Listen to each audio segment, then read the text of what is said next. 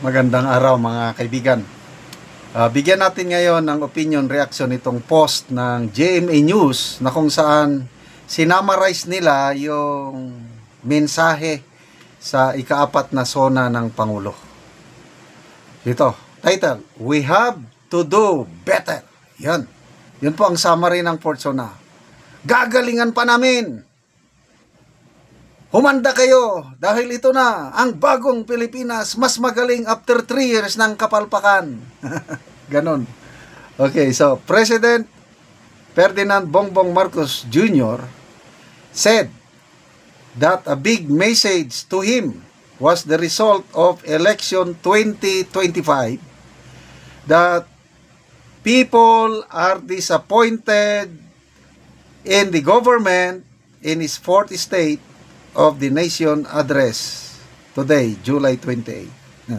So ito yung mga salita nyo. Malinaw sa akin ang naging resulta ng halalan. Bigo at dismayado ang mga tao sa pamahalaan, lalo na sa mga pangunahing serbisyo. Ang leksyon ay simple. Kailangan pa natin mas lalong galingan. Kailangan pa natin mas bilisan. Palakpak naman dyan. Ano ito? Salita lang? Okay, salamat naman sa ating pinaka-the best president we ever had. Salamat sa pag-amin niya na yung first 3 years niya ay dismayado ang mga tao. At ang pagkadismaya ng tao ay yung eleksyon. Sa 4 na naging presidente, mula sa kay GMA, Pinoy Aquino, Duterte, then siya.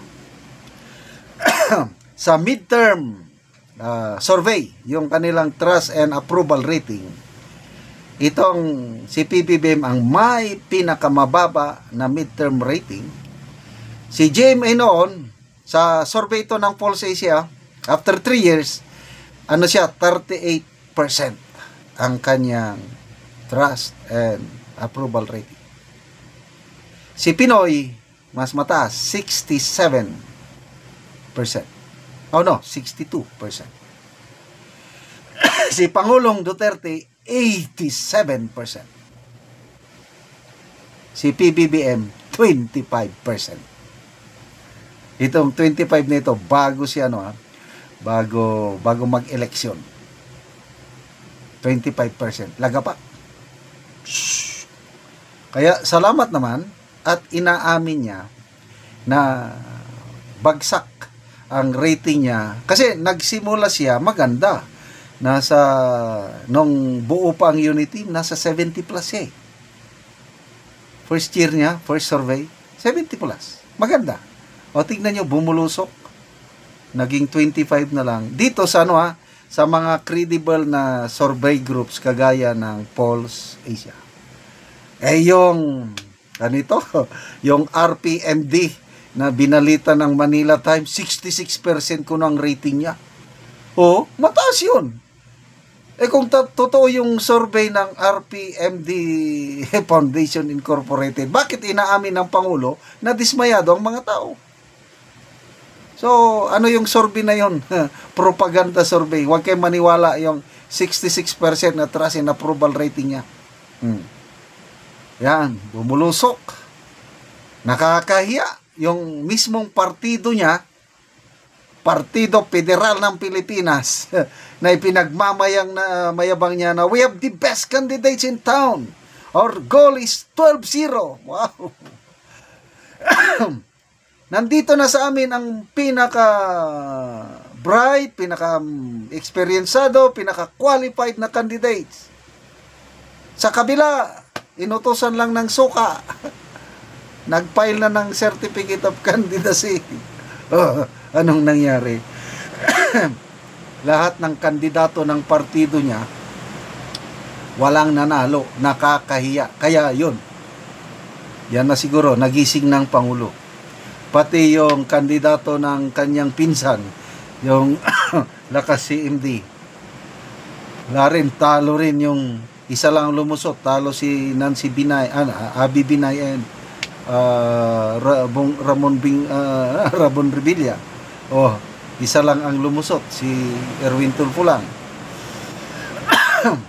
So, it's a wake up call, kaya nagmata. So, maaasahan ba natin itong sinasabi niya, we will do better, mas mabilis na action ngayon?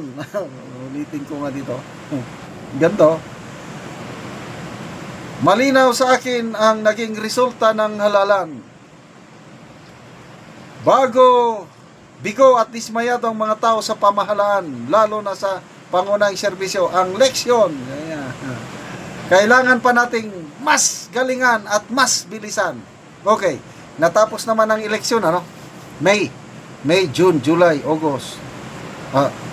May, June. Oh, magtatatlong buwan na. May nakita ba tayong pagbabago after election hanggang ngayon?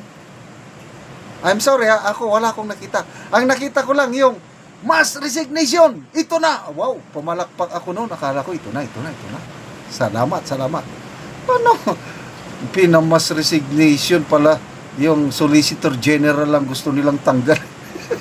Ano ba yan? Ano ba? Oh, yung kontrobersya sa Beverly Hills. Nasasangkot ang mga taga-Malacanang. Tapos baliwala lang, kibit balikat. Ano ba yan? Yan bang mas galingan? O yung biyahe niya sa US, 19-0. Tapos sabi niya nga, we have done a very significant job in reducing our tariff from 20 to 19. Pinagmayabang pa, tapos 0. Oh, bumabaha pagdating niya. Sabi niya, mindset nyo lang problema, magbago na kayo ng pag-iisip. New normal na bagyo, baha, normal lang ito, wala na tayong magagawa.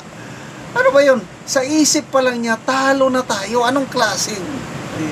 Anyway, bahala na kayo kung maniwala kayo sa kanya. Basta sorry na lang ako, hindi na ako maniniwala. Ito, Kiyoy Gantalaw, pati ba naman dito walang clarity? Wala daw clarity. Ops, Zelensky, mas lalo pang galingan at bilisan ang pag-ubos ng kaban ng bayan.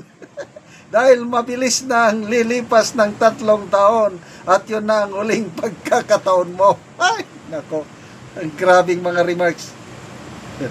Michikang, kailangan nyo na pong bumaba. Oh, yan na tuloy.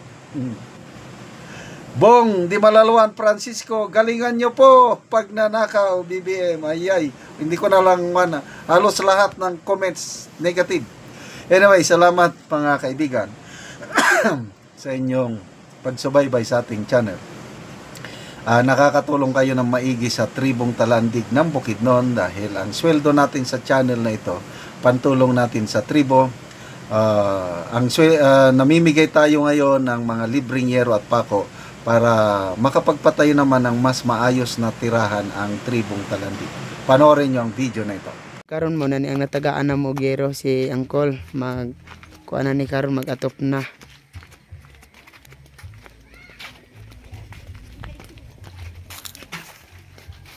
So muna niya ang iyang ipatindog nga iyang atupan karon.